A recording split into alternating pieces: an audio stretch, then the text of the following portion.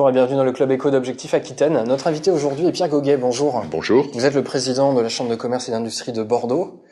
J'aimerais qu'on parle d'économie pour démarrer.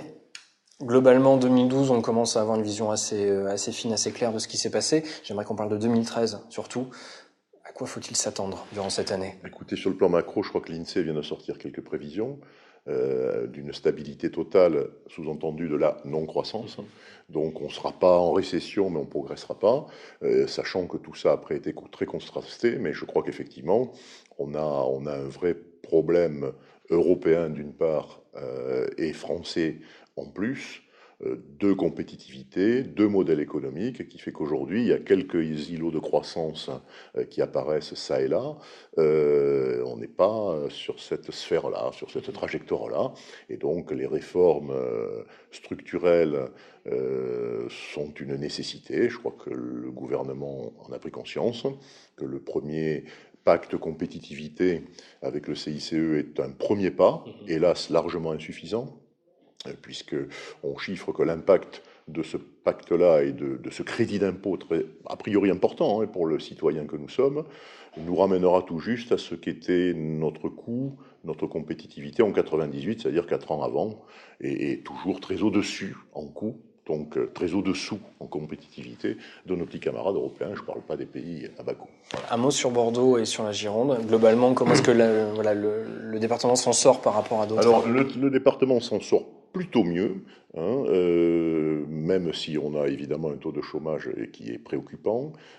Pourquoi plutôt mieux ? D'abord, on est plutôt dans une économie résidentielle en Aquitaine, donc peut-être moins soumis aux soubresauts industriels. Et la partie industrielle que nous avons, heureusement, nous en avons une, et c'est la semaine de l'industrie et l'année de l'industrie, touche des secteurs comme l'aéronautique, programme Airbus et les avions civils de Dassault qui redémarrent. Donc, plutôt des perspectives encourageantes. Donc ça devrait progresser en 2013, donc on retombe sur le contraste. On a effectivement tout ce qui touche au laser méga-joule, etc. On a aussi tout ce qui touche évidemment aux métiers traditionnels de l'industrie. Alors là, gros problème parce que globalement, carnet de commandes assez faible et surtout des capacités de production qui ne sont pas utilisées. Mais on a après tout le secteur agroalimentaire, notamment le vin. Vous avez pu voir que la Gironde et l'Aquitaine a battu des records l'année dernière en termes d'exportation de vin, notamment vers les marchés asiatiques, et ça c'est pas fini. Je crois que on a encore de belles perspectives, et la profession elle-même, il faut la saluer, fait de gros efforts là-dessus. Nous, Chambre, on essaie d'accompagner à l'étranger, partout où l'on peut, et clairement on commence à créer un vrai collectif autour de ces industries et de tout ce qu'il faut pousser, mais on est comme tout le monde, le secteur du bâtiment et des travaux publics en difficulté, et pourtant Bordeaux, regardez tous les grands chantiers qu'on annonce pour les 10 ans qui viennent à Bordeaux. Certains sont partis, on vient de livrer le pont Levant, le pont Jacques Chaban-Delmas, ouvrage salué par tout le monde. On est sur l'opération Euro-Atlantique avec l'arrivée de la LGV, le grand stade, le centre du vin, des civilisations et du vin. On a l'opération Campus qui en est quasiment qu'à ses débuts. En fait, comme disent certains de nos décideurs politiques, les 10 ans qui viennent seront les 10 ans de Bordeaux, au niveau de l'attractivité et de tout ce qui va s'y passer. Donc, clairement, on a de la chance d'être ici, malgré tout. Justement, il y a quelques jours, vous avez réuni un partel d'investisseurs potentiels Bien sûr, oui. Sur Bordeaux, au Palais de la Bourse. Qu'est-ce que vous leur avez dit ? Alors d'abord, c'est l'Observatoire de l'immobilier qui a fait ça, donc animé par M. Dupuy, et on attendait une centaine d'investisseurs, parce que ça, c'est des gens qui vont choisir la ville dans laquelle ils décident d'investir, en bureaux, en construction, etc.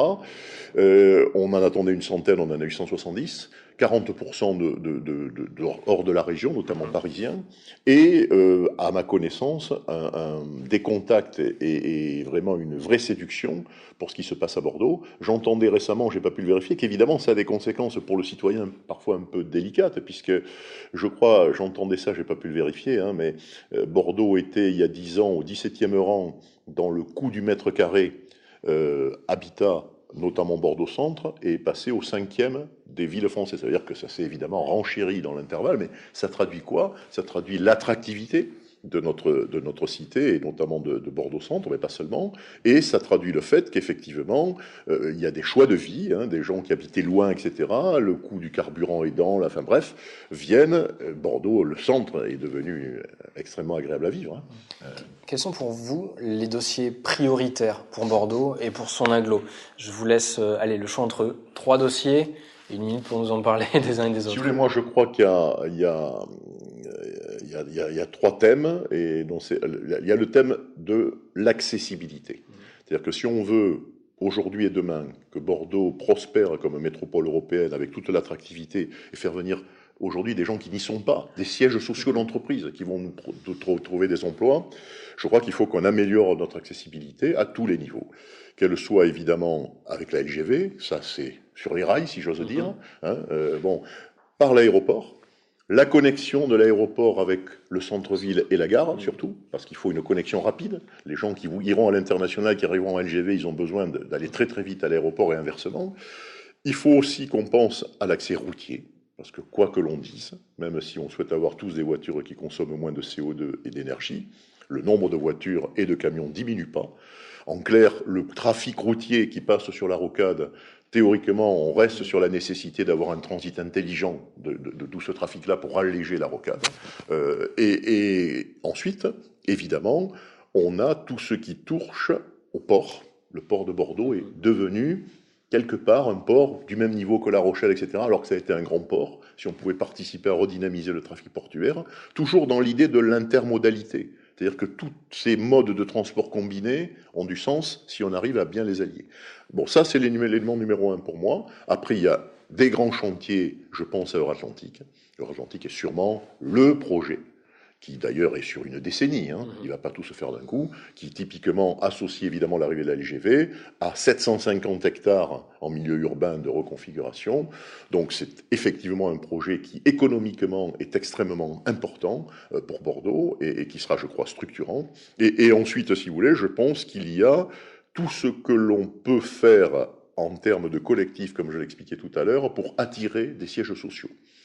C'est lié aux 2 premiers points. Oui. Si on a l'accessibilité, si on a une infrastructure comme Euratlantique, avec une capacité d'accueil à toutes les normes, on doit pouvoir faire venir ici. Bordeaux souffre pour l'instant de ne pas avoir de grands sièges sociaux. Alors heureusement, des entreprises historiques, je pense au groupe Faya, etc., qui sont là et qui restent, et il faut le saluer, parce que c'est pas toujours facile. Mais il faut faire venir d'autres entreprises. Je crois qu'il y a des signes, je crois que le maire de Bordeaux a eu des contacts, et il faut effectivement qu'on soit très attractif là-dessus, et chacun d'entre nous soit l'ambassadeur de ce qu'on peut demain offrir, avec une qualité de vie qu'il faut préserver. Métropole à taille humaine aussi, ça a du sens. Ça. Quel regard vous portez sur le début de l'opération des Atlantique ? Pour l'instant, disons-le, le monde économique est assez peu informé du contenu et du format que cela aura. J'ai su vous tracer le nombre de mètres carrés, l'importance de tout ça, mais je ne sais pas encore, demain si je suis à Hong Kong ou à Pékin, ce qui m'arrive souvent pour la Chambre, je ne sais pas encore vendre ce projet à des investisseurs, voire à des sièges sociaux étrangers qui souhaiteraient s'investir, parce qu'on n'en a pas encore, nous, monde économique. Alors je pense que l'équipe Euratlantique a tout ce qu'il faut, mais on n'en a pas encore, on ne se l'est pas encore au niveau des outils appropriés, et on ne peut pas, même si on en a la volonté, en être complètement un ambassadeur. J'en ai parlé avec Alain Juppé, avec Vincent Feltès, et on est très demandeurs de ça pour aider à porter ce projet. L'idée, c'est que chaque fois que l'on peut, chacun d'entre nous, on soit quelque part les promoteurs de cette opération à travers d'abord la France et si possible le monde. On change complètement de sujet. À titre personnel, vous venez de prendre la présidence d'une association, l'association des CCI métropolitaines. Quel est son rôle ? Alors, en fait, c'est simplement d'échanger des bonnes pratiques. Alors, les CCI métropolitaines, effectivement, c'est les chambres des 10 grandes métropoles, dont Paris. Hein. Donc, à elle seule, elle représente plus de 50% du PNB français. Donc, c'est vrai que c'est important. Et c'est vrai que les chambres métropolitaines clairement ont des problèmes particuliers, de grandes écoles de management, d'infrastructures, etc. Souvent, elles ont des infrastructures gérées, elles participent à des missions lourdes. Et donc, il est important qu'on échange entre nous sur les bonnes pratiques. Ce qui est fait très bien à un endroit a peut-être vocation à être fait à un autre. L'alliance de notre école de commerce avec Marseille, elle vient d'une certaine manière de cette association et de ces rencontres. Le sentiment que seul demain, on ne pourra plus jouer dans certaines catégories si on n'est pas plus solide, et là les alliances ont du sens. L'école Ferrandi des métiers de bouche à Bordeaux vient d'un contact avec Paris.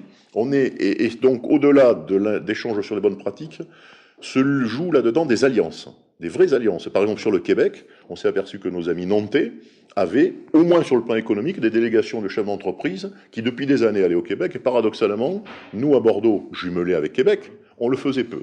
Et on en a, avec Alain Juppé, pris conscience.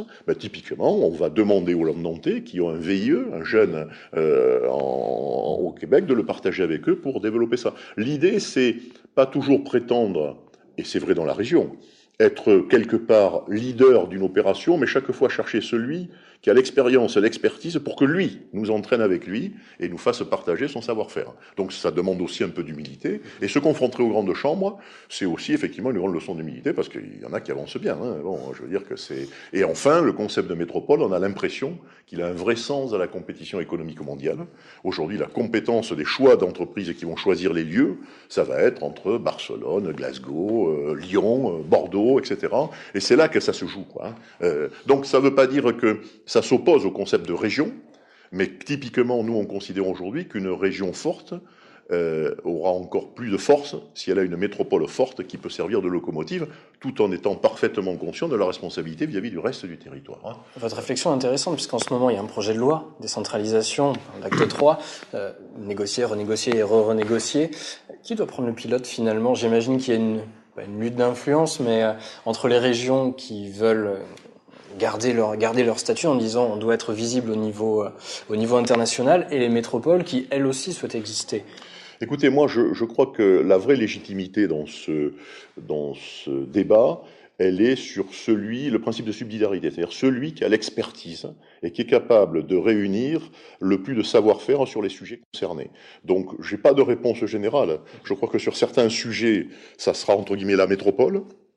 Ça va être des sujets de logement dans les grandes métropoles, de tout ce qui touche au tramway, au transport dans les grandes villes, etc. Mais aussi à l'économique, parce que les sièges sociaux en général, ils sont dans la métropole, hein, avec les problèmes qu'on a évoqués.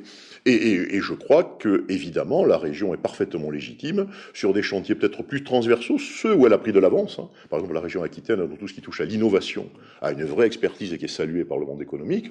Il est clair que demain, sur un chantier innovation, je crois que, entre guillemets, il n'est pas question de métropole, il est question d'utiliser... Je crois que c'est ça, la bonne réponse. C'est du cas par cas. C'est du cas par cas en fonction de l'expertise et de l'expérience des gens qui sont autour de la table, des partenaires qui sont autour de la table. Et surtout, c'est créer un vrai collectif, comme on le dit dans le monde du rugby. C'est-à-dire qu'à partir du moment... Voilà, chasser en meute, à partir du moment où il y en a un qui est quelque part, qui a la légitimité d'expertise que j'évoquais, ou l'expérience avérée, ben celui-là, il va pas faire seul dans son coin tout ça, il entraîne les autres, il y a un effet d'apprentissage aussi. Hein. On est là, on a une responsabilité pour transmettre à d'autres territoires, par capillarité pour diffuser dans la région, ce que certains savent peut-être ici plus à Bordeaux aujourd'hui, mais pas toujours. Hein. Sur l'Algérie à l'export, nous saluons, nous, dans le domaine, toujours l'expertise de nos amis d'Agen, qui travaillent l'Algérie depuis longtemps. International demain, mission Algérie, pour nous, c'est les Agenais qui sont pilotes.